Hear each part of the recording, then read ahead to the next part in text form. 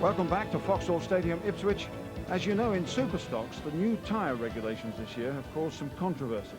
Soft compounds for the lower grade drivers, the yellow and white tops, hard compounds for the blue and red grade drivers to level up the racing. A move which has brought strong reactions on and off the track. One driver, Gary Lambert, took race action recently because he felt so strongly about the new restrictions. 2 races I tried my hardest. I actually finished ahead of the Superstars in one race. Looked in the mirror and see the yellow tops catching the reds, you know, and I just couldn't believe it. So in the 3rd race, I just had enough, you know, and slowed down and said, well, this is a stock car race, and you want to pass me, you're going to have to pass me, and just caused a little bit of commotion, really.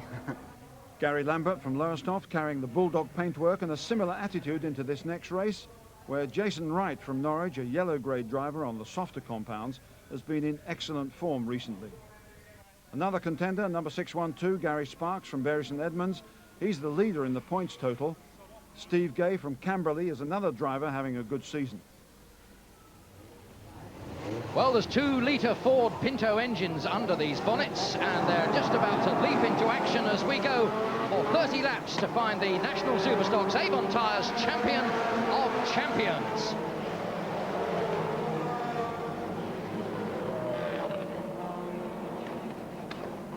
Come round to complete the first lap.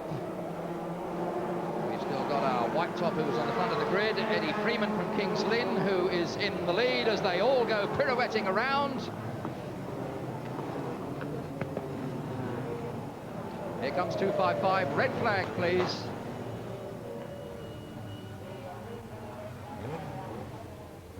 Well, here's the second attempt to get this race underway. The wreckage has been cleared. And because it all happened at the end of the first lap, of course, it's a complete restart right from the very beginning of the race, minus the casualties who are now parked out on the centre green. And once again, it's 255, Eddie Freeman from Kings Lynn, who roars into the lead. Here's where it all happened last time, but well, they all get through in one piece this time. Here's the 1, 2, 3 together.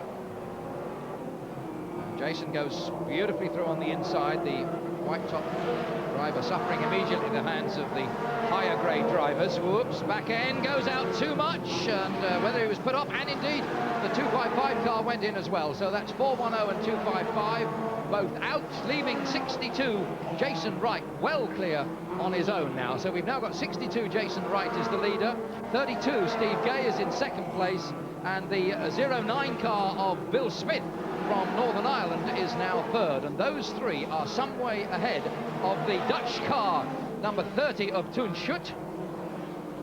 Well, Jason's got a bit of a flyer here. Do we think we're going to get a runaway victory again? I think it's quite possible. He is a former mini-stock world champion, and he certainly can drive. He's got a nice clear road in front of him and not much to worry about. But that Dutchman, Toon Schut, running back in 4th place in the number 30 car, has been very quick, and I think he may well give them some trouble before the finish. So there we are, 62 is the leader, 32 is in 2nd place. And that is Steve Gay from Camberley. Now, the main development at the moment is that number 30, Toon Schut, is now closing the gap, has gone through up into 2nd and 3rd place, and is now closing the gap on the 2nd place man. So there we are, we've got 30 and 32. There's 2nd and 3rd together now, and the Dutchman is just about to put a bit of pressure, I'm sure, on Steve Gay. Remember, these are Superstox, this is a contact formula, and let's see how the Dutchman is going to cope with this. Are the Dutch a bit prone to be a bit heavy-handed on the bumper?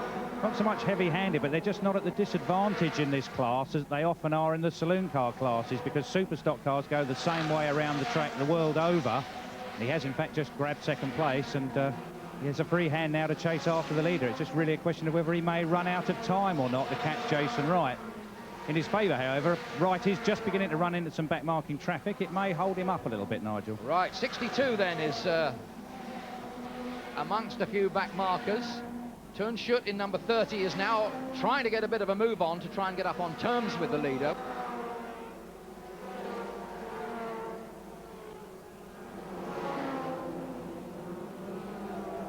Here we come on the inside, or rather in the 2nd car. You can see that there's 62, and closing right up behind him now is the number 30 car.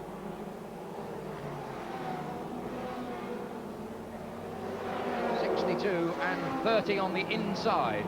The other two are back markers. Now that's the pair we've got to concentrate on, because this is where the scrap is going to be. The Dutchman now trying to make it the first Dutch win of the weekend. They haven't had too much success so far, and I'm sure Tunschut is very much aware of this. And he really feels, I think, he's got a chance of carrying this one off. And here he goes in now on the rear bumper, and in fact there's no resistance. 62 just gives in and goes right out wide.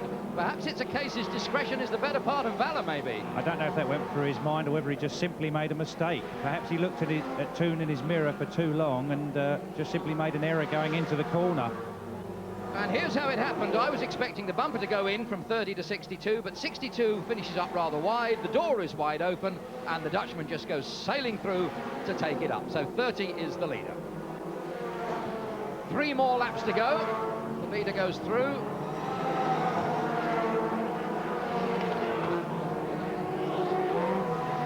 Now, the leader's coming up here behind the back marker number 5 car. I wonder if number 5 is going to get in his way at all. This black car, Gary Lambert, might feel that he needs to defend the honour of England and hold the Dutchman up. But let's see how the Dutchman copes with this. Well, a little tap on the bumper seems to be sufficient.